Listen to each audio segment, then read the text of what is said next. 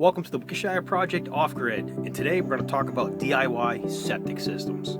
That's simple and easy. God, why are we talking about this? It's a gross subject, isn't it? It's disgusting.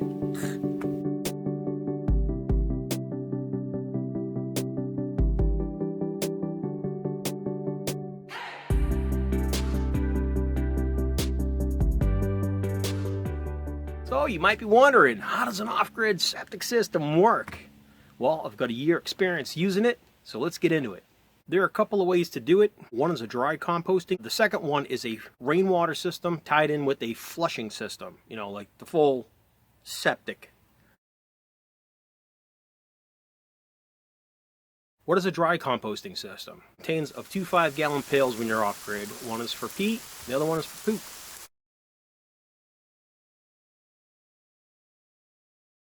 Urine pail is strictly for urine. You do not throw toilet paper in there.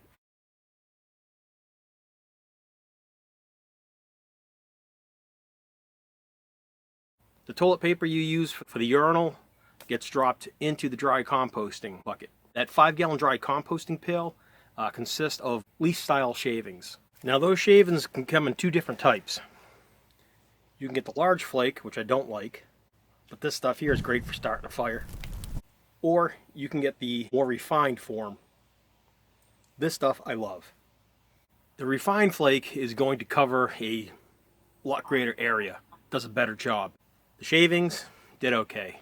The refined flake did way better. How much better? I would say 75% better. Now it's been a year here at the Shire. We checked out years worth of use and there was no smell. We got maybe a 1/8 to 1/4 inch of soil out of that.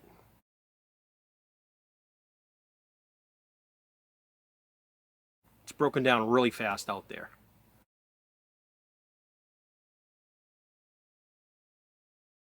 When it rains out, Mother Nature takes care of the biodegeneration.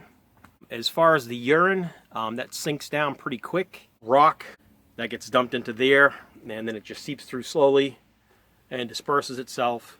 The area where we drop the dry composting, the soil around that's really dark. It's really rich in organic matter. The reason why maybe you should own chickens in an off-grid situation are dry organic waste matter.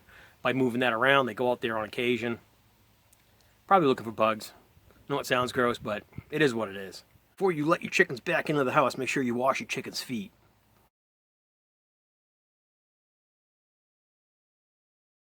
For the next one, if you're going to use a flushable toilet and it's just a couple of people in the house, you probably don't want to serve 20 or 40 guests. You'll blow out your septic system. But for just you out at a camp or a cabin or a tiny home, or maybe your significant other, maybe you got a kid or 2 or 3, but those are going to be used either ICB totes or those 55-gallon poly drums.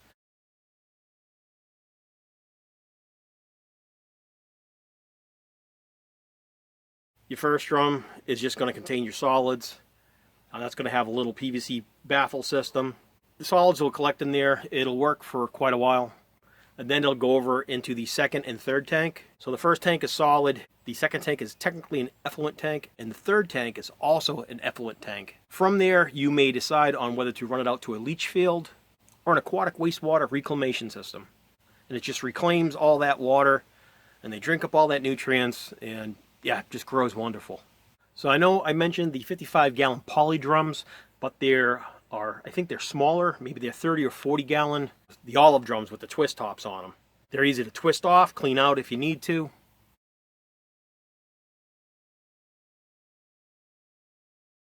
Alright, so here we have your gray water from your sink in your shower. It's going to hit the drain, go down to a trap. That's going to go out and go into your solids tank. You have an optional vent pipe that must be higher than your drains by at least a couple of feet. And that's going to have some sort of mesh over the top of it, strapped with zip ties. All your solids are going to float on the top here. As they break down, the effluent's going to travel into the second tube. In the second effluent tank, those particulates are going to travel down here into the larger stones. There's a plastic baffle here. These are olive barrels with the twist tops. That water continues over to smaller stones. The cleaner effluent's going to go into the third tank, which is your second effluent tank. It's going to travel through smaller stones here, and then eventually it's going to make it to your drain pipe. That's going to go out to the leach field or the aquatic reclaim area.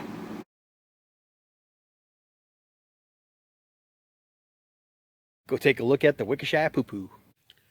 Pretty much what you're left with is a lot of organic matter and dark earth. Here's a close-up view of the composting area.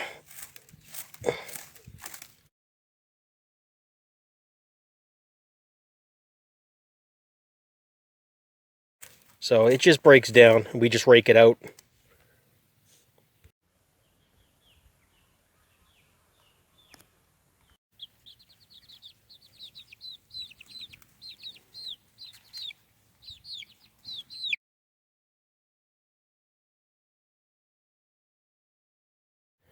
So here we have the gray water from our sink and shower. That's going to be put into use soon.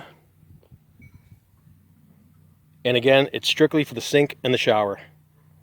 I thought I'd put something out there. If you like this kind of content, smash the like button. Don't forget to subscribe. Share us out if you want to, and we'll see you soon. Here come the bloopers. And we've checked on that set. It's been a year here at the Shire, and we've checked on the area where we dry. Almost lost my balance. Fell in the septic. Mother Nature reigns and takes care of all the biodegenerate. Oh boy. I'll attest to it that the way we use a dry composting system, it works fantastic.